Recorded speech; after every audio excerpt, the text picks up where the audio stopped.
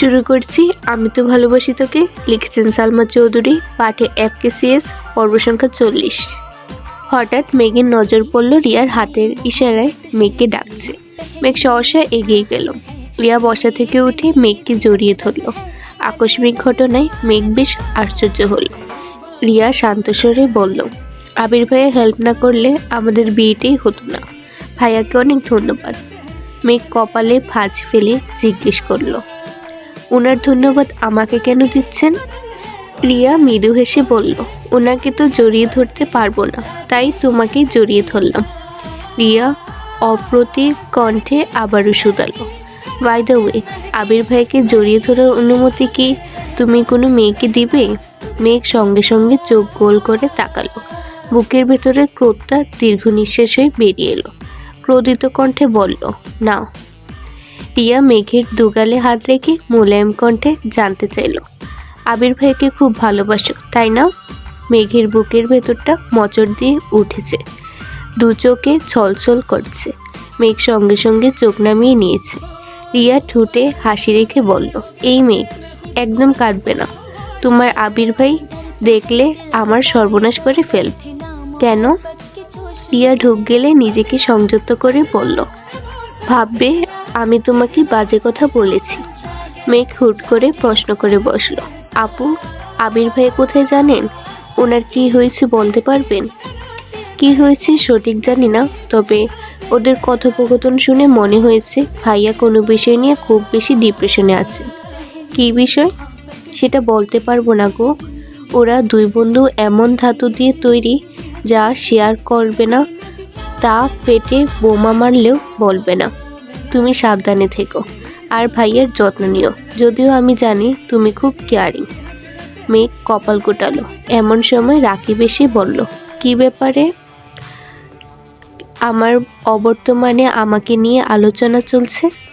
রিয়া ঠাট্টার স্বরে বলল, ও আসছে আমার সেলিব্রিটি গো, তাকে নিয়ে আমাদের আলোচনা করতে হবে। রাকিব সহস্যে বলল, আমাকে নিয়ে আলোচনা না করলে কি হবে? আমার বন্ধুকে নিয়ে ঠিকই করছো, বলো করো কি? রিয়া ভেঙচি কেটে বলল, হ্যাঁ করেছি তো। আমার বন্ধু সেলিব্রিটি হলে তো তার বেস্ট ফ্রেন্ড হিসেবে আমিও সেলিব্রিটি। ও আচ্ছা, এই নিয়ম কবে থেকে চালু হলো? আজ এই মুহূর্ত থেকে। মেঘ তাদের খুনসুটি দেখছে আর হাসছে।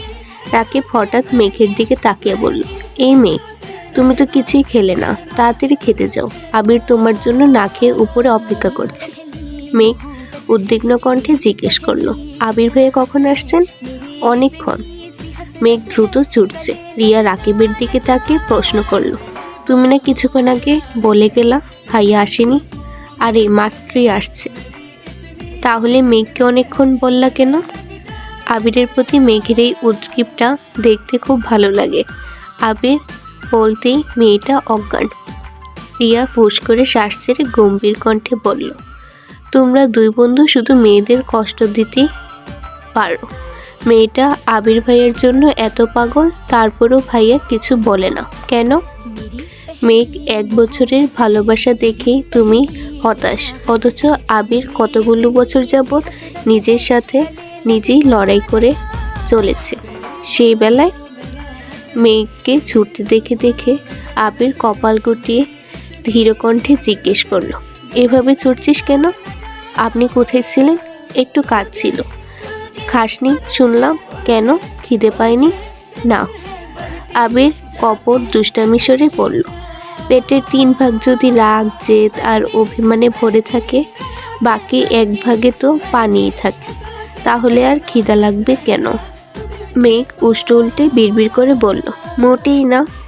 সবাই খেয়েছে, তুই খাসনি কেন? আপনি আসছিলেন না তাই। কল দিয়ে বলছিলি একবার। মেঘ চোখ পিটপিট করে তাকালো। ধীর কণ্ঠে বলল, মনে ছিল না। আবির তপ্ত স্বরে বলল, বাহ, খুব ভালো। ঈদের বেশ কিছুদিন কেটে গেছে। আবিরদের অফিস শুরু হয়ে গেছে, ভার্সিটিও খুলে গেছে। রাকিব আর রিয়া হানিমুনে গেছে, তাই আবিরের একা সবকিছু সামলাতে হচ্ছে। 2 অফিস সামলে রীতিমতো হিমশিম খাচ্ছে আবির। এক বিকেলে মেঘকে কল দিল আবির। মেঘ কল রিসিভ করতেই আবির বলল, আমাকে দেওয়ার মতো একটু সময় কি হবে আপনার? আবির আহ্লাদি কণ্ঠে বলা কথা শুনে মেঘ মুচকি এসে বলল, কেন হবে না, আপনি চাইলেই হবে। তাহলে রেডি হয়ে বের হন। মেঘ রেডি হয়ে বের হতেই দেখলো একটা রিক্সা দাঁড়ানো। মেঘ আশেপাশে আবিরকে খুঁজছে, কিন্তু আবির কোথাও নেই। অনেকটা সামনে যেতেই দেখলো আবির একটা গাছের নিচে দাঁড়ানো। মেঘ ডাকতেই রিক্সায় উঠে বসলো। মেঘ আবিরের দিকে তাকে প্রশ্ন করলো, বড় আব্বু তো সেদিন আপনাকে বাইক চালানোর অনুমতি দিয়েছে, তাহলে আপনার বাইক কোথায়? অফিসে। রিক্সা দিয়ে কোথায় যাচ্ছি? দেখি কোথায় যেতে পারি। অনেকটা পথ গিয়ে দুজনেই রিক্সা থেকে নামলো। কোলাহল শূন্য একটা রাস্তা। হঠাৎ দুই একটা গাড়ি আপন গতিতে ছুটছে। আবির মেঘকে নিয়ে একটা কালো রঙের নতুন ঝকঝকে প্রাইভেট কারের সামনে গিয়ে থামলো। আবির মৃদু হেসে প্রশ্ন করলো, গাড়িটা কেমন? মেঘ নিরুদ্বেগ ভঙ্গিতে বলল, ভালোই। পছন্দ হয়নি? কার না কার গাড়ি, আমি পছন্দ করে কি করব? আবির উদাস ভঙ্গিতে বলল, গাড়িটা আজই কিনেছি। কেমন হয়েছে? মেঘ ভাবলেশীন জবাব, আপনার সাথে ফাইসলামি মানায় না। আবির ভ্রু গুটিয়ে বলল, আমি ফাইসলামি করতে যাব কেন? সত্যি সত্যি আমার গাড়ি, এই যে চাবি। মেঘ অবিশ্বাস্য দৃষ্টিতে আবিরের হাতে থাকা চাবিটার দিকে তাকিয়ে রইল। ঢুক গিলে উষ্ণস্বরে জানতে চাইল, আপনি গাড়ি কিনেছেন? জি ম্যাডাম। কিন্তু কেন?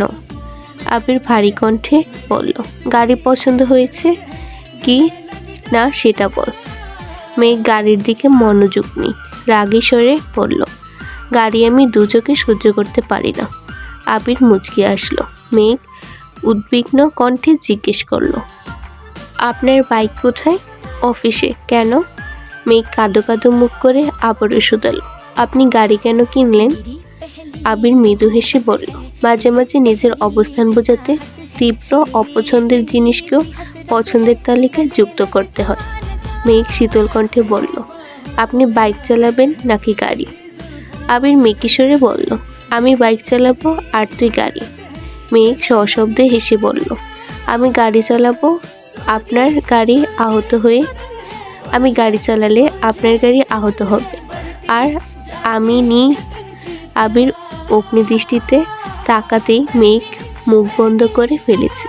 আবির স্বাভাবিক কণ্ঠে বলল, চল ঘুরে আসি। মেঘ আবিরের পাশের সিটে বসে আবিরের দিকে তাকিয়ে আছে। আবির বাইকে ওঠার সময় মেঘ যতটা আগ্রহী ছিল, গাড়িতে ওঠার জন্য সেই আগ্রহের এক অংশও নেই। ইট পাথরের শক্ত দেওয়ালের মতোই খানবাড়ির প্রতিটা মানুষ পাষাণ হয়ে যাচ্ছে। সবাই সবার আপন হওয়া সত্ত্বেও মাঝে মাঝে নিষ্ঠুর মানবের ন্যায় আচরণ করে। আলী আহমদ খান একাই দুটো গাড়ি কিনেছেন। ইকবাল খান নিজের টাকা আলাদা গাড়ি কিনেছেন। অবশেষে আবিরও গাড়ি কিনেছে। এ যেন প্রতিযোগিতা চলছে, নিজেদের অবস্থান যাচাই এর প্রবল প্রতিযোগিতা। আবির হঠাৎই মেঘের দিকে তাকিয়ে প্রশ্ন করল, গাড়ি কিনেছি বলে রাগ করেছিস? মেঘ মলিন হেসেই বলল, না, রাগ করিনি। আপনার ইচ্ছে হয়েছে তাই কিনেছেন, এতে রাগ করার কি আছে? মেঘ এবার ঠান্ডা কণ্ঠে বলল, একটা কথা জিজ্ঞেস করি? আবির ভাইয়ের গায়ে হলুদের রাতে আপনি কাঁদছিলেন কেন? বেশ কিছু সময় নিশ্চুপ থেকে আবির তপ্তস্বরে বলল, নিজের করা ভ্রান্তিগুলো অতর্কিতে বুকের ভেতর প্রদীপ্ত আগুনের উত্তাপ সৃষ্টি করলে সহস্রবার চেষ্টার পরও নিজেকে অবিচল রাখা যায় না। মেঘ কিছুই বুঝতে পারেনি, তাই প্রতি উত্তরে কিছু বলতেও পারল না। ঘণ্টাখানেক মেঘকে নিয়ে ঘুরে অবশেষে রাস্তার একপাশে গাড়ি থামালো আবির। আশেপাশে অনেক মানুষ। মেঘ আবিরের দিকে তাকিয়ে প্রশ্ন করল, আমরা এখানে কেন আসছি? এমন সময় মিনহাজ আর তামিম এগিয়ে আসছে। ওদের দেখেই মেঘ গম্ভীর কণ্ঠে বলল, আমি এখানে থাকবো না। আবির মেঘের হাত ধরে আটকে দিল। মিনহাজ আর তামিম এগিয়ে এসে কোমল কণ্ঠে বলল, সরি ভাই। আবির মৃদু হেসে দুজনের সাথে হ্যান্ডশেক করতে করতে বলল, কোনো ব্যাপার না। মেঘ রাগে কটমট করছে। আবির এত স্বাভাবিকভাবে কথা বলছে দেখে মেঘের আরও বেশি রাগ হচ্ছে। মিনহাজ আর তামিম আবিরের সাথে টুকিটাকি কথা বলে আর মেঘ ভেতরে ভেতরে ফুঁসছে। হঠাৎ কেউ একজন পেছন থেকে মেঘের চোখ ধরে। মেঘ চোখ হাত রেখে বোঝার চেষ্টা করল। আনমনি বলল, বন্যা। বন্যা চোখ ছেড়ে দিয়ে সামনে এসে বলল, হ্যাঁ বেবি। পেছন থেকে মিষ্টিরাও বেরিয়ে আসছে। সবাইকে দেখে মেঘের মন আবারও খারাপ হয়ে গেছে। আবির স্বাভাবিক কণ্ঠে বলল, মেঘ, যা হয়েছে সব ভুলে যা। একটা সময় পর পরিবার থেকেও বন্ধুরা আপন হয়। তুই এখন সেই সময় আছিস। সামান্য বিষয় নিয়ে রাগ করে থাকিস না প্লিজ। মেঘ রাগে ফোঁস করে বলল, ওইটা সামান্য বিষয় ছিল না, আর আমার কোনো বন্ধুর প্রয়োজন নেই। আবির শান্ত স্বরে বলল, প্লিজ মেঘ, এত রাগ করে থাকিস না। মিষ্টি, মিনহাজ, তামিম কানে ধরে সরি বলছে। মেঘ তবুও মুখ ফুলিয়ে রেখেছে। মেঘ রাগে কটকট করে বলল, আপনি বাসায় না গেলে আমি একাই চলে যাব। মিনহাজ আর তামিম কাঁদো কাঁদো মুখ করে বলল, তোর পায়ে ধরলে মাফ করবি আমাদের? মেঘ রাগেশ্বরে বলল, না, তোরা তোদের মতো থাক, আমি আমার মতো থাকবো। আবির মেঘকে নিজের দিকে ঘুরে মোলায়েম কণ্ঠে বলল, আমি চাই না আমার কারণে তুই তোর বন্ধুদের সাথে এমনভাবে সম্পর্ক নষ্ট করে দিস। ওইটা শুধু একটা অ্যাক্সিডেন্ট ছিল, আর কিছুই না। ওইখানে কারোর দায় ছিল না। বোঝার চেষ্টা কর। তুই নিজেকে আর কষ্ট দিস না প্লিজ। আমি পারবো না। আমি ভুল করেছি। আমি আমার ভুলের শাস্তি হিসেবে নিজেকে একা করেছি। আমি একাই থাকবো। আবির ঠান্ডা কণ্ঠে বলল, আমার কথা মানবি না? মেঘ এবার থামলো। চোখ ছোট করে আবিরের দিকে তাকিয়ে রাগেশ্বরে বলল, আপনি ওদের সাথে মিশার জন্য এত জোর করছেন কেন? আবির মলিন হেসে বলল, জানি না, কিন্তু আমি চাই তুই ওদের সাথে আগের মতো চলাফেরা কর। তুই আমার কথা মানবি কিনা বল। মেঘ কিছুক্ষণ চুপ থেকে গম্ভীর কণ্ঠে বলল, আমি ওদের সাথে কথা বললে আপনি যদি খুশি হন তাহলে আমি কথা বলবো। ধন্যবাদ। আবির সবার থেকে বিদায় নিয়ে চলে গেছে। আড্ডা দেওয়ার শেষ হলে নিতে আসবে। মেঘরা কিছুক্ষণ এগিয়ে গিয়ে শান্তশিষ্ট জায়গা দেখে বসল। মিষ্টি উদ্গ্রীব হয়ে বলল, সরি মেঘ, আমাদের করা দুষ্টামিতে এত বড় বাস খাবো ভাবতে পারিনি। প্লিজ মাফ করে দে। তামিম গম্ভীর কণ্ঠে বলল, আসলে আমাদের জায়গা থেকে যেটাকে ঠিক মনে হয়েছিল আমরা সেটাই করেছি, কিন্তু আমাদের করা কাজটা যে ভুল ছিল সেটাই বুঝতেই পারিনি। বন্যা গম্ভীর কণ্ঠে বলল, আমি বহুবার তোদের সাবধান করেছিলাম, তোরা আমার কথা পাত্তেই দেসনি। তোদের জন্য তানভীর ভাইয়ার কাছে কত বকা খেতে হয়েছে আমার। এর দায় কে নিবে? মিনহাজ গলা খাকারি দিয়ে বলল, আসলে আমাদের সেদিন তোর কথা শোনা উচিত ছিল। একমাত্র তুই ঠিক ছিলি। মিষ্টি বলে উঠল, বন্যা মেঘের ব্যাপারে বরাবরই ঠিক থাকে। আমরাই বারবার ভুল প্রমাণিত হই। আসলে আমরা মেঘের সত্যিকারের বন্ধু না।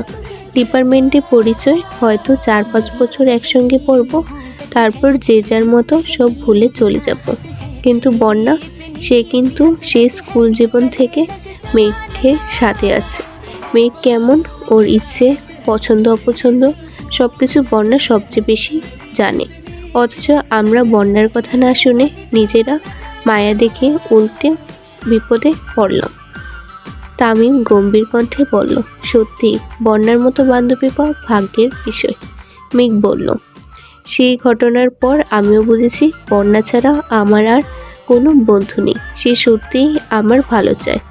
মিষ্টি খানিক থেমে আবারও বলল, এই মেঘ, বন্যা তো তোর বেস্ট ফ্রেন্ড, তাই না? একমাত্র বেস্ট ফ্রেন্ড। ছোটো থেকে অনেক বান্ধবী হারিয়েছি, কিন্তু বন্যা সবসময় আমার পাশে ছিল, আর এখনও আছে। আল্লাহ বোধহয় চান আমরা সবসময় একসাথে থাকি। বন্যা হেসে বলল, হ্যাঁ, এর জন্যই তো দুজনে এক সাবজেক্টে চান্স পেয়েছি। মিষ্টি মেঘের দিকে তাকিয়ে ধীর কণ্ঠে বলল, মেঘ, তুই চাইলে তোদের সম্পর্কটা সারা জীবন এমন রাখতে পারবি। কিভাবে? মিষ্টি মোলায়েম কণ্ঠে বলল, বন্যাকে তানভীর ভাইয়ের সঙ্গে বিয়ে দিয়ে দিলে বন্যা তোর ভাবি হয়ে যাবে, তাহলে তোদের সম্পর্ক আজীবন এমনই থাকবে ইনশাল্লাহ। বন্যা চেঁচে উঠল, জীবনেও না, পাগলের মতো কথা বলিস না। মেঘ কিছুক্ষণ চুপ থেকে হঠাৎ বলল, সত্যি তো, আমি এটা কোনোদিন ভাবিনি। কেন? মেঘ বন্যার দিকে তাকিয়ে মুচকি এসে বলল, বেবি, তুমি কি আমার বন্যা মেঘের মুখ চেপে ধরে রাগেশ্বরে বলল, আপনি যে অফারটা দিচ্ছেন সে আপনার তার ছিল অফার শোনার জন্য একদম প্রস্তুত নয়, সরি। মেঘ নিজের মুখ থেকে বন্যার হাত ছড়িয়ে লম্বা করে শ্বাস নিয়ে বলল, আমি যা চাই তাই পাই। তোকে আমার ভাবি হিসেবে চাইছি, ইনশাল্লাহ সেটাও পেয়ে যাব। বন্যা হুঙ্কার দিয়ে উঠল, তোর আজগুবি ইচ্ছে পূরণ হওয়ার নয়। মেঘ মুখ ফুলিয়ে কপাল গুটিয়ে সূক্ষ্ম নেত্রে বন্যার দিকে তাকিয়ে আছে। সাদিয়া বলে উঠল, পূরণ হওয়ার নয় কেন? তুই কি অন্য কাউকে পছন্দ করিস? বন্যা কিছু বলার আগেই মেঘ গর্জে উঠে বলল, না, বন্যা কাউকে পছন্দ করে না, আর করবেও না। করলে শুধু আমার ভাইয়াকে করবে। এর মধ্যে মিনহাজ বলল, মেঘ, তুই এতদিনে একটা সঠিক সিদ্ধান্ত নিয়েছিস। আমরা আজ আছি, কাল নেই, কিন্তু তোর ভাবি করে নিলে বন্যা সারা জীবন তোর পাশে থাকবে। বন্যার নাকের ডগা লাল বর্ণ ধারণ করেছে, রাগে চোখ মুখ আগুনের মতো হয়ে গেছে। চোয়াল শক্ত করে বন্যা বলল, তুই আর কথা বলিস না, ভণ্ড কোথাকার। সেদিন তো খুব করে বলেছিলি তোর এত সাহস যে মেঘের গায়ে হাত তুলবে। কার এত সাহস যে মেঘের গায়ে হাত তুলবে? আমি দেখব, মেঘকে বাঁচাবো। পরে কোথায় ছিলি বাঁচানোর ক্ষমতা? আবির ভাইয়ার এক ধমক খেয়েই তো স্তব্ধ হয়ে গেছিলি। মিনহাজ ঢুক গেলে উষ্ণস্বরে বলল, ধমক খেয়ে স্তব্ধ হয়নি, অন্য কারণে হয়েছিল। সাদিয়া জিজ্ঞেস করলো, কি কারণে? তোদের বলা যাবে না, কারণ তোরা ভয় পাবি। মিষ্টি গম্ভীর কণ্ঠে বলল, ভাব কম নিয়ে বল। মিনহাজ কপাল চুলকে বিড়বিড় করে বলল, সেদিন আবির ভাইয়ের কাছে কিছু একটা ছিল, যেটা বুঝতে পেরেই আমি ভয়ে চুপ করে গেছিলাম। মেঘ ব্রুকুচকে তাকিয়ে আছে, দৃষ্টিতে তিক্ততা, বর্ণ মুখ বেঁকিয়ে চেয়ে আছে। সাদিয়ার মিষ্টি বেশ কৌতূহলী। সাদিয়া নিচু স্বরে জিজ্ঞেস করল, কি ছিল? ভয় পাবি না তো? না, বল। মিনহাজ ঢুক গেলে ধীর কণ্ঠে বলল, বল। মেঘ সঙ্গে সঙ্গে গর্জে ওঠে, চুপ কর মিনহাজ। আবির ভাইকে কি তোর গুন্ডা মনে হয়? আমার আবির ভাইয়ের নামে আর একটা বাজে কথা বললে আমি তোকে শেষ করে ফেলব। মিনহাজ ভ্রু গুটিয়ে পাবলিশিং জবাব দিল, আমি জানি তোরা বিশ্বাস করবি না, তাই তোদের এতদিন কিছু বলিওনি। তাছাড়া মেঘ শুন, আবির ভাইকে গুন্ডা বলছি না আমি, শুধু বলছি ওনার কাছে এরকম কিছু একটা আছে। বন্যা ফোঁস করে বলল, বাজে কথা বলিস না মিনহাজ। আবির ভাইকে দেখেই তুই ভয় পেয়ে চুপসে গেছি, সেটা স্বীকার কর।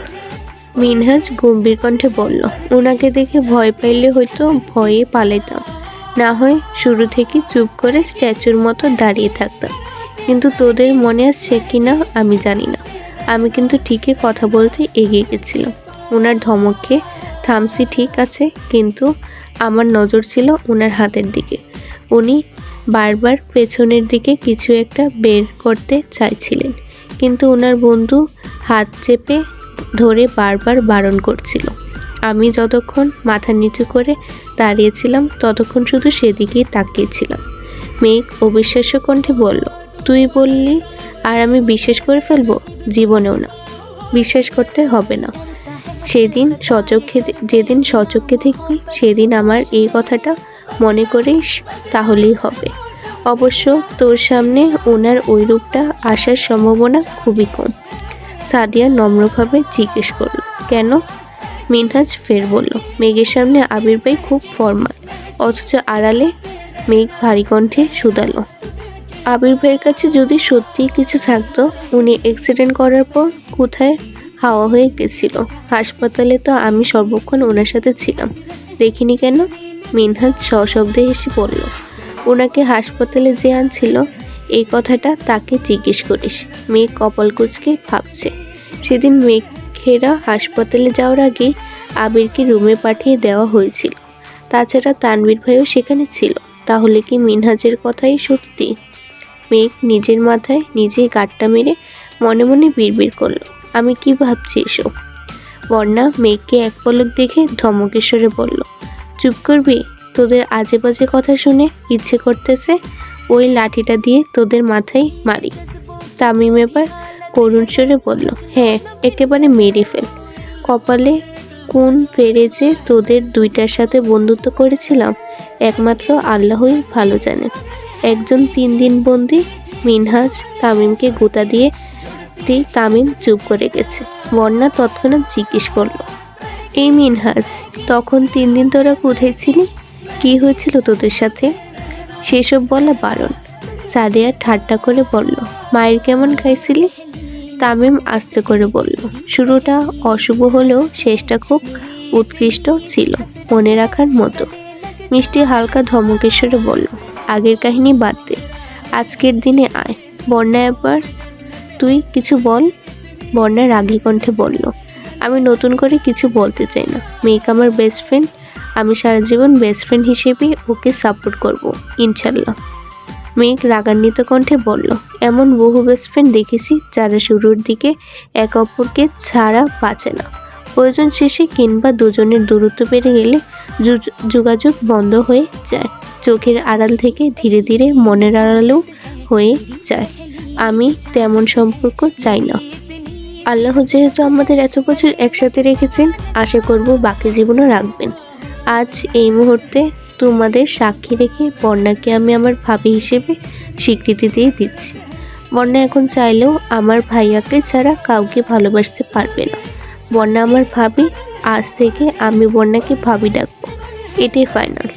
বন্যা গম্ভীর কণ্ঠে বলল, সব বিষয়ে পাগলামি করিস না, এটা সম্ভব না মেঘ।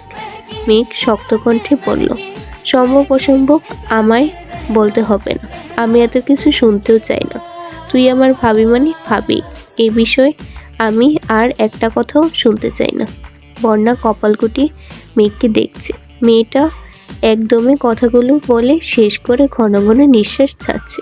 মেঘ ইদানিং শান্ত স্বরে কথা বলে, কাউকে মানাতে না পারলে তৎক্ষণাৎ আবিরের মতো শক্ত আর সাবলীল ভঙ্গিতে নিজের ইচ্ছাকে অন্যের উপর চাপিয়ে দেয়। আজও তাই করছে। মেঘের এমন পাগলামিতে বন্যা বরাবরই অভ্যস্ত। কিছুদিন আগেই আবিরের মুখে ভালোবাসি শুনতে উঠে পড়ে লেগেছিল। এই ঝামেলা মিটল কিনা আবারও আরেক পাগলামিতে মেতেছে। মেঘকে যে যা বলে যদি ওর সেটাকে ঠিক মনে হয় তাহলে সেটা নিয়ে হইচই শুরু করে। এতদিন যা কিছু নিয়ে হইচই করুক না কেন, আজ মেঘের পাগলামির মূল কেন্দ্রবিন্দু বন্যা। তানভীরের প্রতি বন্যার কোনো গোলে তেমন আগ্রহ ছিল না। মেঘকে করা শাসন দেখে বন্যা ভীত হয়ে থাকতো। তানভীর বাসায় থাকলে কখনো মেঘদের বাসায় যেত না। কথা বলা তো দূরের বিষয়, বছরখানেক যাবৎ ফোনে মাঝে মধ্যেই কথা হয় তানভীর আর বন্যার। তবে সেখানেও থাকে বিশাল এক সীমাবদ্ধতা। প্রয়োজনের বাহিরে তানভীর দু একটা কথা জিজ্ঞেস করলেও বুক কাঁপে বন্যার।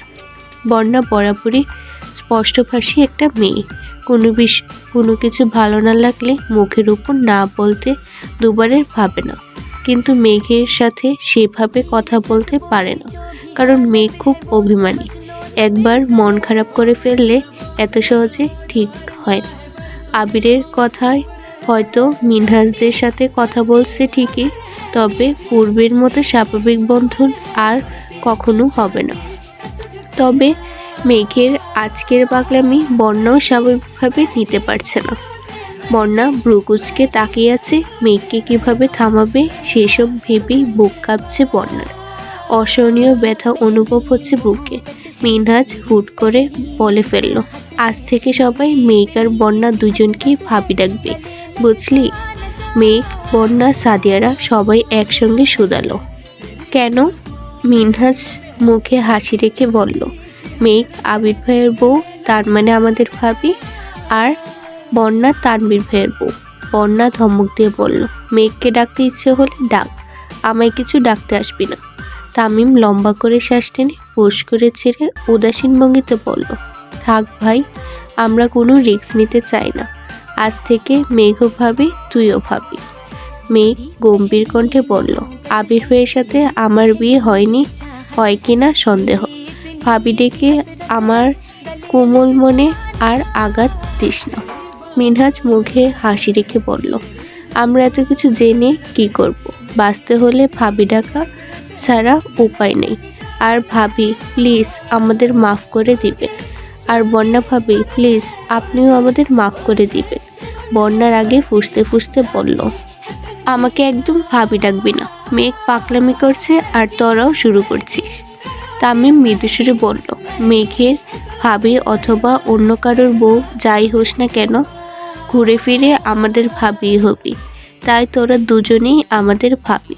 মেঘ নিজের হাঁটুর উপর হাত রেখে মেঘকিশোরে বন্যাকে ডাকলো, ভাবি, ওই ভাবি।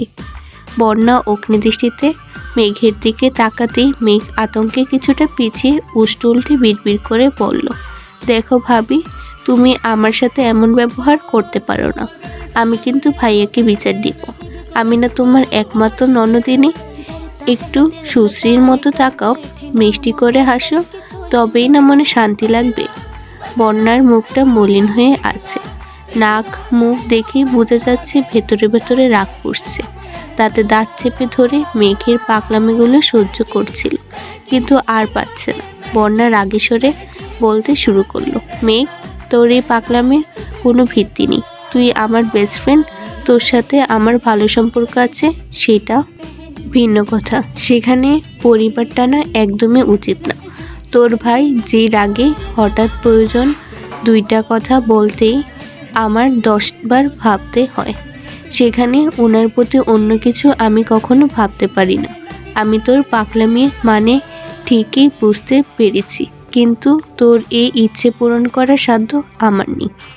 মেঘ প্রশ্ন করল, আমার ভাইকে অপছন্দ করার একমাত্র কারণটাই কি রাগ, নাকি অন্য কিছু? অন্য কিছু মানে? কিছু না। বন্যা ঢুক গিলে চুপচাপ বসে আছে। আরও 30 মিনিটের মতো চলল এই নীরব যুদ্ধ। মিনহাজ, তামিম, মিষ্টি, সাদিয়াও বন্যাকে বোঝানোর চেষ্টা করেছে, কিন্তু বন্যা নিজের জায়গায় অনড়। মেঘ কিছুক্ষণ জোর গলায় চেঁচামেচি করে হঠাৎই শান্ত হয়ে গেছে। প্রায় 15 মিনিট যাবৎ মেঘ নিশ্চুপ হয়ে বসে আছে।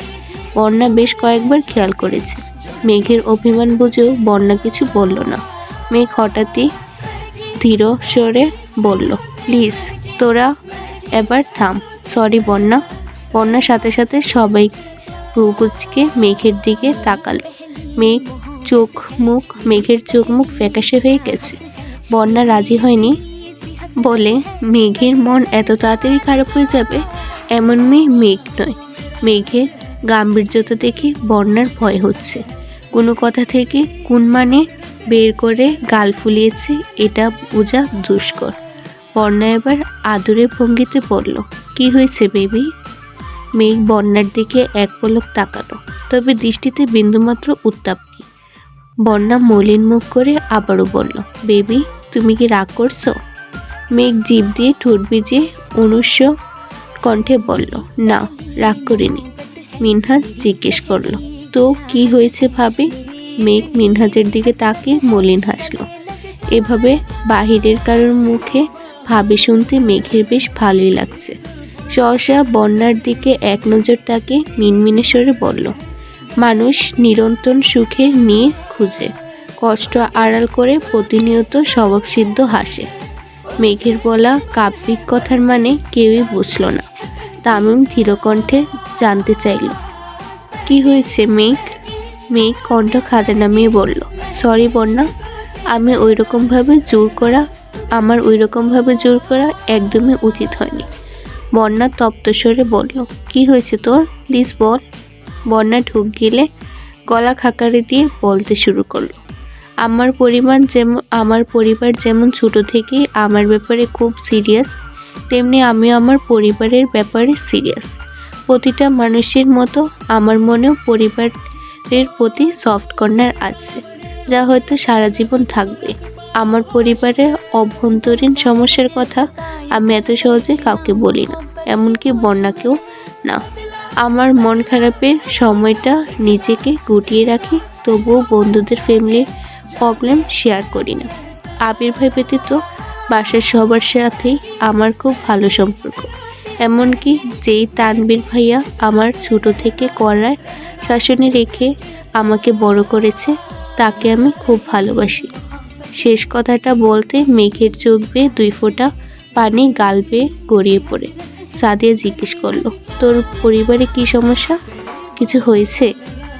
মেঘ চোখের পানি মুছে ভেজা কণ্ঠে আবারও বলতে শুরু করলো, একটা সময় পর্যন্ত ভাইয়ার প্রতি আমার ক্ষোভের অন্ত ছিল না। সব কিছু অসহ্য লাগতো, কিন্তু হঠাৎ সব কিছু কেমন যেন বদলে গেছে।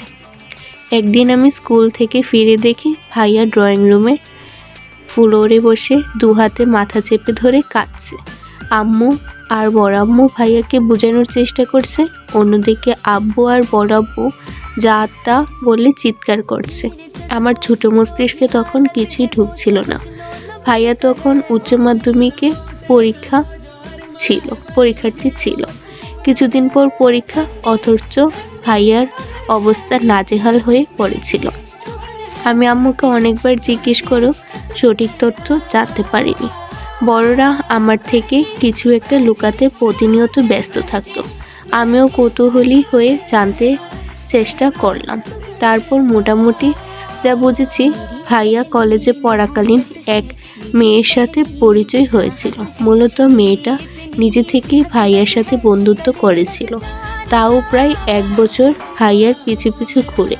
1 বছর পর থেকে ভাইয়া মেয়েটার সাথে টুকিটাকি কথা বলা শুরু করে, যা এক পর্যায়ে সম্পর্কের দিকে এগোয়। ভাইয়ার টেস্ট পরীক্ষার আগে মেয়েটা হঠাৎ ভাইয়াকে প্রপোজ করে বসে। যেহেতু মেয়েটার সাথে ভাইয়ার ভালো সম্পর্ক ছিল, তাই ভাইও রাজি হয়ে গেছিল। পরীক্ষার ব্যস্ততায় প্রায় 1 মাস কেটে যায়। এরপর ভাইয়ার এক ফ্রেন্ড ভাইয়াকে মেয়েটার ব্যাপারে কিছু তথ্য দেয়। ভাইয়া প্রথমে একদমই বিশ্বাস করেনি, কিন্তু পরবর্তীতে খোঁজ নিয়ে জানতে পারে ভাইয়ার বন্ধুর বলা প্রতিটা কথা সত্য ছিল। তারপর থেকে ভাইয়ার অবস্থা খারাপ হয়ে গেছিল। একের পর এক অসুস্থতা লেগেছিল। প্রায় 6 মাস ভাইয়া দুনিয়ার কোনো খবর বলতে পারেনি, ইয়ারলস গেছে। তারপর ধীরে ধীরে কিছুটা সুস্থ হয়েছে। পড়াশোনায় রেগুলার হওয়ার পর থেকে আব্বুর সাথে ভাইয়ার সম্পর্কে বিশাল ফাটল ধরেছে। বড় আব্বু তেমন কথা বলতো না। শরীর সুস্থ হলেও ভাইয়ার মন তখনও অসুস্থই ছিল। তারপর থেকে আবির ভাই আর ভাইয়ার সম্পর্ক গভীর হতে শুরু করলো। ভাইয়ার সব আবদারের মাধ্যম হয়ে ওঠে আবির ভাই। ভাইয়ার মনের অবস্থা ঠিক রাখতে আবির ভাই ভাইয়াকে সব বিষয়ে সাপোর্ট করতে শুরু করে। ভাইয়া হুট করে সিদ্ধান্ত নেয় যে সে রাজনীতি করবে। আম্মুদের বলেছে, কিন্তু আম্মুরা কেউ রাজি না। আব্বুরা তো আরও রাজি না। শুনেছিলাম আবির ভাইও রাজি ছিল না, কিন্তু ভাইয়ার খুশির জন্য বাধ্য হয়ে ভাইয়াকে সাপোর্ট করেছে, আর এখন পর্যন্ত প্রতিনিয়ত করেই যাচ্ছে। এসব ঘটনা দেখতে দেখতে তানবীর ভাইয়ার প্রতি আমার চিন্তাধারা বদলাতে শুরু করে, সেই সাথে আবির ভাইয়ের প্রতিও। আমার ভাইয়ের যখন মানসিক সাপোর্ট দরকার ছিল, তখন আবির ভাই সেই সাপোর্টটা দিয়েছিল। তাই আমিও ধীরে ধীরে আবির ভাইয়ের প্রতি মনের ভেতরে পুষে রাখা আক্রোশ ভুলতে শুরু করি, কিন্তু কখনো আবির ভাইয়ের সাথে কথা বলার চেষ্টা করিনি। বন্যা ভ্রুকুচকে তাকিয়ে আছে। সাদিয়া প্রশ্ন করল, মেয়েটা কি করেছিল? আমি বিস্তারিত জানি না, তবে শুনেছি মেয়েটা তার গ্রামের স্কুলে পড়াশোনা করাকালীন স্থানীয় এক ছেলের সাথে সম্পর্কে জড়িয়েছিল, যা মোটামুটি 4-5 বছরের। তারপর এখানে এসে ভর্তি হয়। তখন ভাইয়াকে দেখেছে মোটামুটি পরিচিত, আর ছেলে এলাকায় স্থানীয়। তাছাড়া তখন ভাইয়া দেখতে শুনতে অনেক কিউট ছিল। সব মিলিয়ে ওই মেয়ে ভাইয়াকে পছন্দ করে ফেলে। আগের প্রেমিক। এসব জানার পরে তাদের মধ্যে কি ঝামেলা হয়। এরপর মেয়েটা জেদ করে ভাইয়ার সাথে সম্পর্কে জড়ায়। ওই ছেলেও কম ছিল না। যখন নিজের মেয়ের সাথে পারছিল না, তখন মেয়ের বাড়িতে জানিয়ে দেয়। মেয়েকে নিয়ে ঝামেলা শুরু হয়। সেই ঝামেলা আমার ভাই ফেঁসে গেছিল। কথা নাই, বার্তা নাই, মেয়ের বাবা একদিন আমাদের বাসায় এসে যা তা বলেছে, যা আব্বু আর বড় আব্বু সহ্য করতে পারেনি। সেই থেকে আমাদের বাসার মূল ঝামেলা শুরু হয়েছিল। মিষ্টি চাপা স্বরে বলল, তোর ভাই এখন ঠিক আছে তো? মেঘ মৃদু হেসে বলল, এখন ভাইয়া একদম ঠিক আছে। জানি না ভাইয়ার মনের কি অবস্থা, কখনো এই বিষয়ে বিস্তারিত জানতে চাইনি আমি। ভাইয়া সুস্থ হওয়ার পর থেকে আম্মুরা বা আমাদের সাথে কখনো কোনো খারাপ ব্যবহার করেনি। সেই ঘটনার পর থেকে ভাইয়ার মুখে কোনো মেয়ের কথা ভুলেও শুনিনি, কখনো কারোর সাথে তেমন কথা বলতেও দেখিনি। মেঘ একটু থেমে আবার বলল, সরি বন্যা, তোর সাথে খুব ভালো সম্পর্কের জন্য আমি তোকে ভাবি হিসেবে চাইছি, আর কিছুই না। আমি চাই না আমার পাগলামির জন্য তুই আমার ভাইকে ভুল বুঝিস। ভাইয়া যেহেতু আমার আর তুইও আমার বেস্ট ফ্রেন্ড, তাই আমি কাউকে কষ্ট দিতে পারবো না।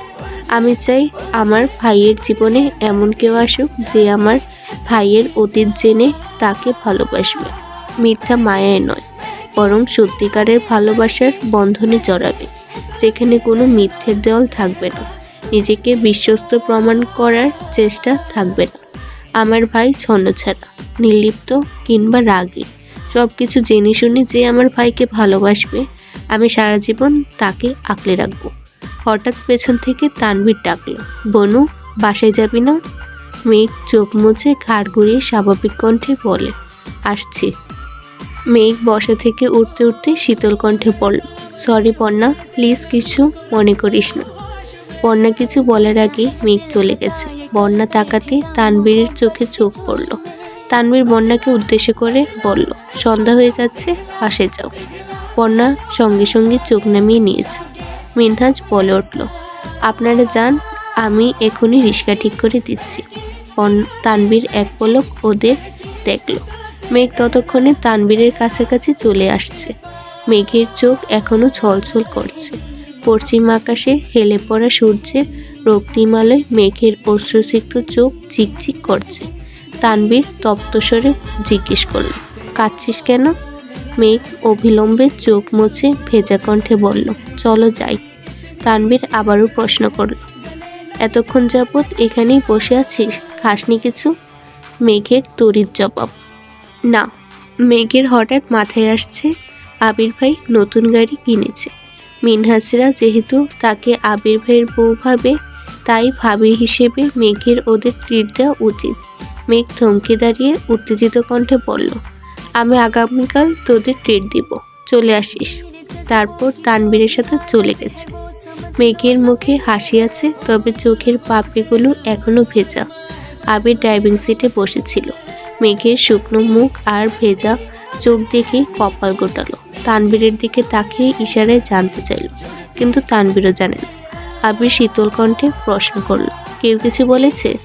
মেঘ ফিক করে হেসে উল্টো প্রশ্ন করল, আমাকে কেউ কিছু বলার সাহস আছে? আবির আর তানবীর দুজনেই নিঃশব্দে হেসে গাড়ি স্টার্ট দিল। টুকটাক খাওয়া দাওয়া করে পাশের মানুষের জন্য খাবার নিয়ে বাসায় ফিরতে ফিরতে সন্ধ্যা হয়ে গেছে। আলী আহমদ খান আর মুজাম্মেল খান নামাজের জন্য কেবলই বাসা থেকে বের হচ্ছিল। নতুন গাড়ি থেকে আবিরদের নামতে দেখে ওখানে থমকে দাঁড়ালেন। মেঘ, আবির, তানবীর তিনজনই গাড়ি থেকে নেমেছে। মুজাম্মেল খান মেঘকে প্রশ্ন করলেন, কোথায় গিয়েছিলে তুমি? বন্ধুদের সাথে দেখা করতে, তারপর ভাইয়ারা নিয়ে আসছে।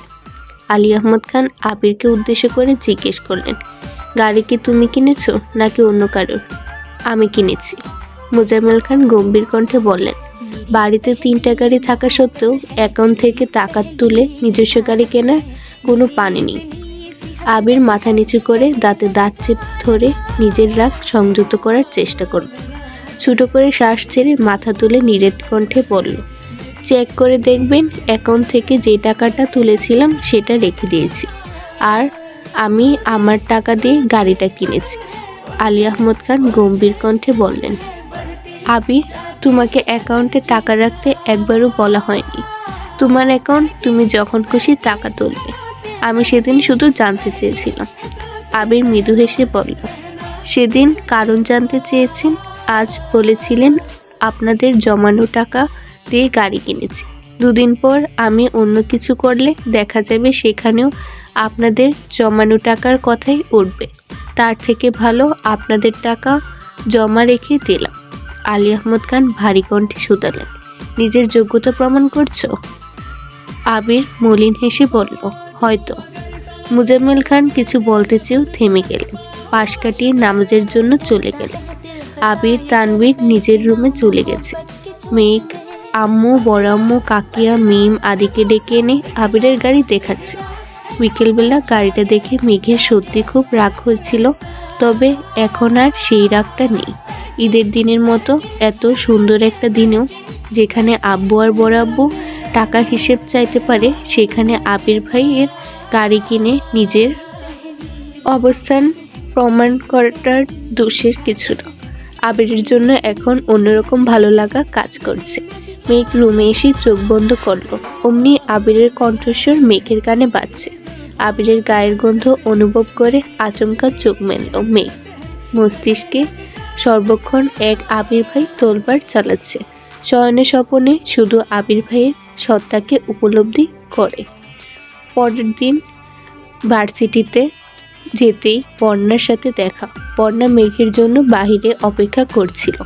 মেঘকে দেখেই ঠোঁটে হাসি রেখে বলল, তোর জন্য একটা সারপ্রাইজ আছে। মেঘ স্বাভাবিক কণ্ঠে জিজ্ঞেস করলো, কি? আগে ক্লাস শেষ করি, পরে বলবো। আচ্ছা। বন্যার মেয়ে ক্লাসে ঢুকতেই পেছনের দিক থেকে মিনহাজ আর তামিম চেঁচিয়ে উঠল, হাই ভাবিরা। আশেপাশে কয়েকজন জিজ্ঞেস করলো, ভাবিরা আবার কে?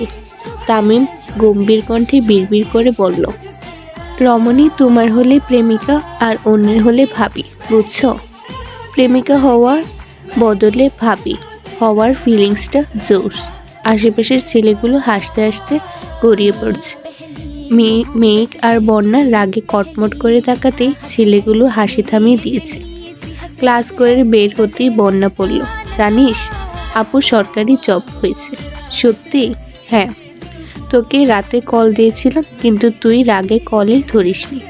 মেঘ মৃদু হেসে বলল, না রাগ করিনি, আসলে আমারই ভুল। বন্যা কপট রাগ দেখে বলল, হয়েছে, এখন আর মন খারাপ করে বসে থাকতে হবে না। আমি তোকে না বুঝলে আর কে বুঝবে শুনি? মিনহাজরাও বেরিয়ে আসছে।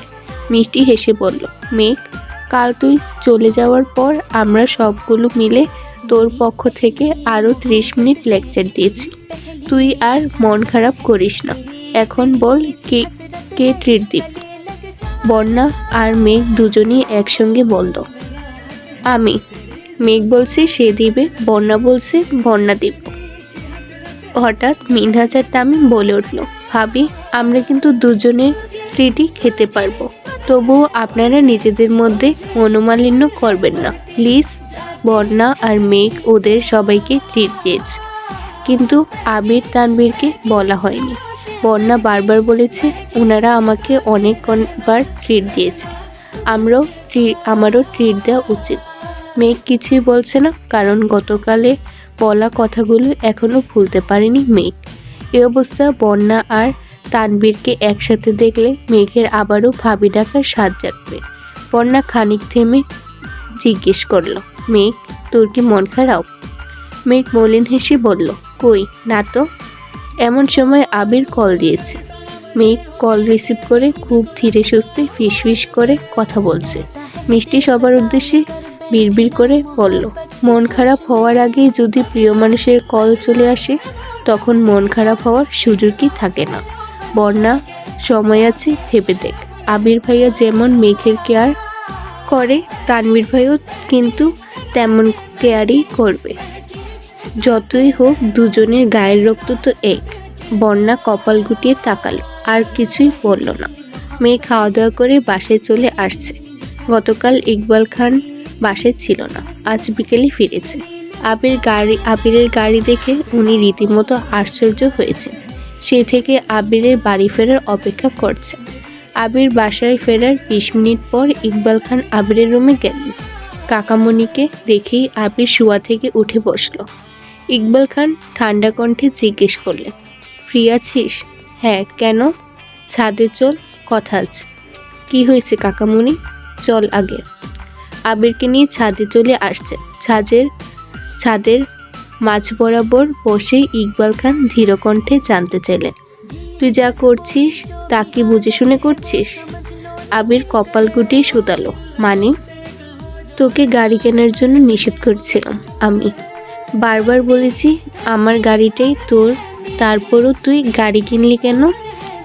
আমার কারোর কথা শুনতে ভালো লাগে না। তুই যে ধ্বংসলীলায় মেতেছিস এর ফলাফল খুব ভয়ানক হবে। আবির নিশ্চুপ, মাথা নিচু করে বসে আছে। ইকবাল খান ধীর কণ্ঠে প্রশ্ন করলেন, তুই কি জেনে বুঝে মেয়েকে ভালোবাসছিস? ইকবাল খানের দিকে আশ্চর্য নয়নে তাকিয়ে আছে আবির। কাকামণি মেঘের কথা কিভাবে জানতে পারলো? আবির আনমনে বলল, যখন ভালোবেসেছি তখন বাসার সিচুয়েশন জানা বা বোঝার বয়স আমার ছিল না। ইকবাল খান মেকি স্বরে বললেন, এখন তো বুঝতেছিস, ছেড়ে দিতে পারবি? আবির গর্জে উঠে বলল, না, আমি ওকে ছাড়া বাঁচব না। আমি তো দিব্যি বেঁচে আছি আর ভালোও আছি। আবির নিরেট কণ্ঠে বলল, আমি তোমার মতো শক্ত খুলেসে নিজেকে আবদ্ধ করে সারা জীবন কাটাতে পারবো না কাকামণি। বাসায় পরিস্থিতি বোঝার পর থেকে এখন পর্যন্ত নিজের অনুভূতিগুলো বন্দি করে রাখতে রাখতে আর পারছি না। তবুও মনের কোণে ক্ষীণ আলো চলছে। মনে হচ্ছে হয়তো সবকিছু ঠিক করতে পারবো। যদি ঠিক না হয় তখন? আবির মৃদু হেসে বলল, যা কিছু হতে পারে। ইকবাল খান শান্ত স্বরে বললেন, তোদের অপ্রকাশিত আবেগগুলো দেখে মাঝে মধ্যে আমারই ভয় হয়। মেয়েটার মুখের দিকে তাকানো যায় না। আমার হাতে ক্ষমতা থাকলে আমি ধুমধাম করে তোদের বিয়ে দিয়ে দিতাম। আবির মুচকি এসে বলল, কখনো প্রয়োজন হলে পাশে থেকো প্লিজ। ইকবাল খান শক্ত কণ্ঠে বললেন, ইনশাল্লাহ, আমি সবসময় তোর পাশে আছি। আর পাশে আছি বলেই তোকে গাড়ি কিনতে নিষেধ করেছিলাম। টাকা খরচ করতে বারবার নিষেধ করি। কখন কোন পরিস্থিতি সামনে আসে বলা যায় না। সমস্যা নেই, তুমি চিন্তা করো না। আবির আর ইকবাল খান বেশ কিছুক্ষণ ছাদে কথা বলল। আবির হঠাৎ প্রশ্ন করলো, আচ্ছা কাকামণি, আমি মেঘকে পছন্দ করি এটা তুমি কিভাবে জানো? ইকবাল খান শান্ত স্বরে বললেন, আমি আরো 6 মাস আগে থেকে তোদের খেয়াল করছি। প্রথম এতটা বুঝতে না পারলেও ধীরে ধীরে বুঝতে পেরেছি। শুন, পাশে একটু সাবধানে থাকিস। আচ্ছা। আবির নিজের রুমে চলে গেছে। দেখতে দেখতে আরো 15 দিন কেটে গেছে। এর মধ্যে বন্যা একদিন মিম, মেঘ, আদি, তানবীর, আবির সবাইকে ট্রিট দিয়েছে। আজ ভোরবেলা ঘুম থেকে উঠে না খেয়ে তানবীর বেরিয়ে গেছে। আবিরও তাড়াহুড়ো করে নাস্তা করে বেরিয়েছে। আবির আজ আব্বুর অফিসে যায়নি, সরাসরি নিজের অফিসে চলে আসছে। দুপুরের দিকে আবির ল্যাপটপে কাজ শেষ করে চেয়ারে হেলান দিয়ে সবেমাত্র চোখ বন্ধ করেছে। এমন সময় কাকিয়ার নাম্বার থেকে কল আসছে। আবির কপাল গুটিয়ে তাকালো। সচরাচর কাকিয়া আবিরকে কল দেয় না বললেই চলে।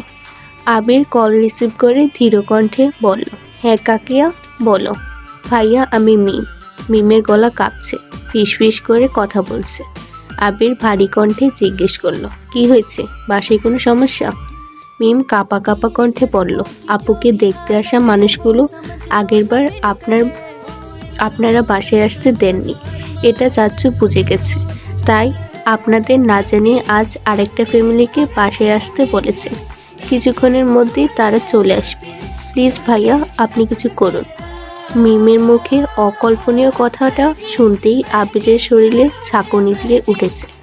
আকস্মাৎ মেরুদণ্ড সোজা হয়ে গেছে। নিঃশ্বাস আটকে আছে গলায়, শ্বাসনালীতে তুফান। মুহূর্তের মধ্যে চোখের শিরা উপশিরা রক্তাভ বর্ণ ধারণ করেছে। বক্ষস্পন্দন বেড়ে আকাশ ছোঁয়ার পথে। আবির নিজের সর্বোচ্চ অনুবলে মেঘকে যতই আঁকড়ে রাখতে চাইছে, প্রতিনিয়ত ততই বিপাকে পড়ে যাচ্ছে। মেঘের মুখে নিরন্তর হাসি ফুটাতে আবির নিজের সাথে একের পর এক নিগৃঢ় বিগ্রহ করেই চলেছে। তারপরও কোনো কিনারা পাচ্ছে না। কণ্ঠস্বরে তেজ ঢেলে আবির শক্ত কণ্ঠে জিজ্ঞেস করল, মেঘ কোথায়? আম্মুরা সবাই আপুর রুমে বসে আছে আর আপুকে শ্বাসরুজু করতে বলছে, কিন্তু আপু চুপচাপ বসে আছে। আবির চোখ বন্ধ করে জোরে শ্বাস টেনে পরপর সর্বশক্তি নিয়ে নিঃশ্বাস ছেড়ে নিজেকে নিরুদ্ধ করার চেষ্টা করলো। অতঃপর নিরেট কণ্ঠে বলল, ওকে বলিস সাজুগুজু করতে হবে না, আর দেখিস ওই দিনের মতো কান্নাকাটি যেন না করে, আমি দেখছি। মেঘ আতঙ্কিত কণ্ঠে বলল, আপনি এখন বাসায় আসলে সমস্যা হবে।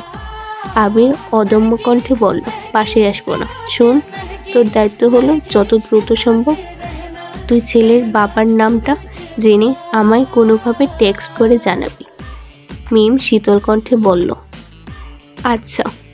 আবির কল কেটে দিয়েছে। মিমের সাথে আবিরের শান্ত স্বরে কথা বলেছে ঠিকই, কিন্তু আবিরের ভেতরটা রাগ আর দুশ্চিন্তায় ফেটে যাচ্ছে। মেঘ বাসায় অল্প সাজুগুজু করেই আবিরের কলিজায় আঘাত লাগে। নিজের দৃষ্টির সামনে একের পর এক দোয়া পড়তে থাকে যাতে মেঘের উপর শয়তানের নজর না পড়ে। সেখানে কোথাকার কোন পরিবার মেঘকে দেখতে আসবে, এটা আবির বেঁচে থাকতে কোনোভাবেই সহ্য করতে পারবে না। তানবীরকে কল দিতে দিতে আবির দ্রুত অফিস থেকে বেরিয়ে গেছে। রাকিব রাসেল কারোর সাথে দেখা হয়নি। এদিকে মেঘ বিছানায় হেলান দিয়ে বসে আশপাশে আম্মু, বড় আম্মু, কাকিয়া সবাই মেঘকে বোঝাচ্ছে রেডি হতে বলছে। মেঘ সেসবে মনোযোগ নেই। আজ মেঘের চোখে এক ফোঁটা পানিও নেই। সেদিন প্রথমবারের মতো কেউ বা কারা দেখতে আসবে কথাটা শুনে মেঘ নিজেকে শান্ত রাখতে পারেনি। তার উপর আবিরের উদাসীনতা মেঘকে আরও বেশি কাঁদিয়েছিল। কিন্তু রাতের বেলা আবিরের কথা শুনে মেঘ সবটাই বুঝেছিল আর নিজেকে বকেছিল। তাই আজ মেঘের মনে আতঙ্কের রেশমাত্র নেই। দিব্যি বিছানায় হেলান দিয়ে বসে আঙ্গুর খাচ্ছে। হালিমা খান চাপা স্বরে বললেন, এই মেঘ আর কতক্ষণ এভাবে বসে থাকবি? উঠে রেডি হ, ওনারা কখন জানি চলে আসে, তখন তোর আব্বু রাগারাগি করবে। মেঘ স্বস্তির দৃষ্টিতে তাকে ঠান্ডা কণ্ঠে বলল, আম্মু, আমি শান্তি করে খাচ্ছি, এটা কি তোমার সহ্য হচ্ছে না? সহ্য হবে না কেন? তুই রেডি হোসনি শুনে তোর আব্বু যে চিল্লাচিল্লি করবে, তখন আমি কি করব? ওনারা চলে গেলে না হয় আবার খাইস। আকলিমা খান শান্ত স্বরে বললেন, তোমার আব্বু আর বড় আব্বুকে তো চিনো, সময়ের কাজ সময় না হলে মেজাজ গরম হয়ে যায়। এমন সময় মিম রুমে আসছে। নিচে আব্বু চাচুর কথোপকথনে ছেলে আর তার বাবার নাম শুনে আম্মুর নাম্বার থেকে আবিরকে মেসেজ দিয়ে জানিয়ে অতঃপর উপরে আসছে। আলী আহমদ খান বাসায় নেই। ইকবাল খানকে আকলিমা খান জানানোর পরপরই তিনি বাসায় চলে আসছেন। মুজাম্মেল খানের বারবার বোঝানোর চেষ্টা করছেন, অথচ মুজাম্মেল খান কিছুই বুঝতে চাইছেন না। আবিরকে কল দিয়ে বললে আবির উল্টাপাল্টা কিছু করে ফেলবে, এই ভয়ে ইকবাল খান নিজেই বোঝানোর চেষ্টা করছেন। মিম মেঘের রুমে ঢুকতেই মেঘ খাওয়া বন্ধ করে চোখ তুলে তাকালো। সহসা মিম চোখের ইশারায় আবিরকে জানানোর কথাটা বুঝিয়ে দিয়েছে। মেঘ দীর্ঘ নিঃশ্বাস ছেড়ে আম্মুর দিকে এক পলক তাকে শীতল কণ্ঠে বলল, তোমরা থামো, আগে ওনারা আসুক, তারপর আমি সাজবো। মালিয়া খান শান্ত স্বরে মেঘকে বোঝানোর চেষ্টা করলেন, কিন্তু মেঘের এক কথা, দেখতে আসলে তবেই সে সাজবে। এমনকি তাদের দেখানোর জন্য মেঘ সবকিছু রেডিও করে রেখেছে। ঘন্টা পেরিয়ে যাচ্ছে, কিন্তু বাসায় মেহমান আসছেন। মালিয়া খান আর আকলিমা খান মেঘের রুমে বসে আছেন, তবে সেদিকে মেঘের কোনো মনোযোগ নেই। মিম মেঘের উপর হেলান দিয়ে শুয়ে তার স্কুলের গল্প করছে, আর মেঘ মিমের মাথায় হাত বুলিয়ে দিচ্ছে আর গল্প শুনছে। মুজাম্মেল খান আর ইকবাল খান অনেকক্ষণ অপেক্ষা করলেন, কিন্তু কেউই আসছে না। প্রথমে ভেবেছিলেন হয়তো জেমে আটকে আছে, এজন্য কল দেননি, কিন্তু অপেক্ষা করতে করতে এক প্রকার বিরক্ত হয়ে কল দিলেন সেই লোকের নাম্বারে। প্রথমবারে কল রিসিভ হলো। মুজাম্মেল খান তপ্ত স্বরে জিজ্ঞেস করলেন, আপনারা কোথায় আছেন? লোকটা কাঁপা কাঁপা গলে বলল, আমি অফিসে আছি। মুজাম্মেল খান বিরক্তি ভরা কণ্ঠে জিজ্ঞেস করলেন, আমাদের বাসায় আসার কথা কি ভুলে গেছেন? লোকটা ঢুক গেলে কিছুক্ষণ থেমে অতঃপর বললেন, না ভাই, ভুলি নাই, কিন্তু একটা সমস্যা হয়ে গেছে। কি সমস্যা? লোকটা আরো কিছুক্ষণ চুপ করে রইল। মুজাম্মেল খান এবার হালকা রাগী স্বরে বললেন, কি হলো? আসলে ভাই কিভাবে বলবো, আমার ছেলে অন্য এক মেয়েকে পছন্দ করে, তাকে ছাড়া অন্য কাউকে বিয়ে করবে না বলেছে। তাই শুধু শুধু মুজাম্মেল খান রাগে কটমট করে বললেন, আপনার ছেলে অন্য কাউকে পছন্দ করে কিনা সেই কথা কি আগে জানা উচিত ছিল না? আর সেদিন আপনার ছেলে তো সামনেই ছিল, আপনারা আগ্রহ না দেখালে আমি তো আপনাদের কখনোই জোর করতাম না। লোকটা ভাঙ্গা ভাঙ্গা কণ্ঠে বললেন, আমাদের মাফ করে দিবেন ভাই, আর পারলে দোয়া করবেন। মুজাম্মেল খান রাগে কল কেটে দিয়েছে। নিজের দায়িত্ব নিয়ে বাসায় এত এত আয়োজন করিয়েছেন, সেখানে তারা আসবেন না এটা তিনি মানতেই পারছেন না। আগেরবার তানবীররা কিছু একটা করেছিল ভেবে এবার আবির আর তানবীরকে কিছু জানায়নি, অথচ এবারও একই সমস্যা। মুজাম্মেল খান মনে মনে ভাবছেন, ছেলের যদি অন্য কোথাও পছন্দই থাকতো তাহলে সেদিন আমার মেয়ের ব্যাপারে এত আগ্রহ দেখিয়েছিল কেন? আমার মেয়েকে দেখার জন্য এত উতলা হয়ে গেছিল কেন? ইকবাল খান মিটি হেসে বললেন, থাক ভাই, মন খারাপ করো না। মুজাম্মেল খান ভেতরে ভেতরে রাগে ফুঁসছেন। চোখ বন্ধ করে সোফায় হেলান দিয়ে বসে আছেন। ইকবাল খান উপরে গিয়ে মেঘের রুমের দরজার সামনে দাঁড়িয়ে বললেন, তোমরা যে যার রুমে যাও, ওনারা আসবেন না। মালিয়া খান উদ্বিগ্ন কণ্ঠে শুধালেন, আসবেন না কেন? ছেলের অন্য কাউকে পছন্দ। মেঘ ফিক করে হেসে ফেলল। মেঘের দেখা দেখে মিমও হাসছে। মালিয়া খান রাগে স্বরে বললেন, এই মেঘ, হাসছিস কেন? আবারও বললেন, তোর আব্বু কোথায়? কি ছেলে দেখে বলতো? আগেরবার কি সব অজুহাত দেখালো, এবার বলে ছেলে অন্য মেয়েকে পছন্দ করে। সকলেও তো শুনলাম ছেলে তোকে দেখার জন্য খুব আগ্রহী, এখন এসবের মানে কি? মেঘ বড় আম্মুর দিকে তাকিয়ে মৃদু হেসে মনে মনে আওড়ালো, শাশুড়ি আম্মু, ওই ছেলে আমাকে দেখার আগ্রহ থাকলে কি হবে? তোমার ছেলের তো বিন্দুমাত্র আগ্রহ নেই। তোমার ছেলে সবার সামনে যতই স্বাভাবিক থাকুক না কেন, আড়ালে ঠিকই আমাকে নিয়ে ভাবে। আর আমি শিওর ওই ছেলের গার্লফ্রেন্ড আজই আবিষ্কৃত হয়েছে, আর সেটা তোমার ছেলেই করেছে। মালিয়া খান শান্ত শিথিল কণ্ঠে বললেন, কি রে, কি ভাবছিস? ওনারা আসেনি বলে মন খারাপ করেছিস? মেঘ সশব্দে হেসে বলল, না গো, আমি ভাবছি তোমরা কত কষ্ট করে সারাদিন রান্না করলে, এই খাবারগুলো কিভাবে খেয়ে শেষ করব।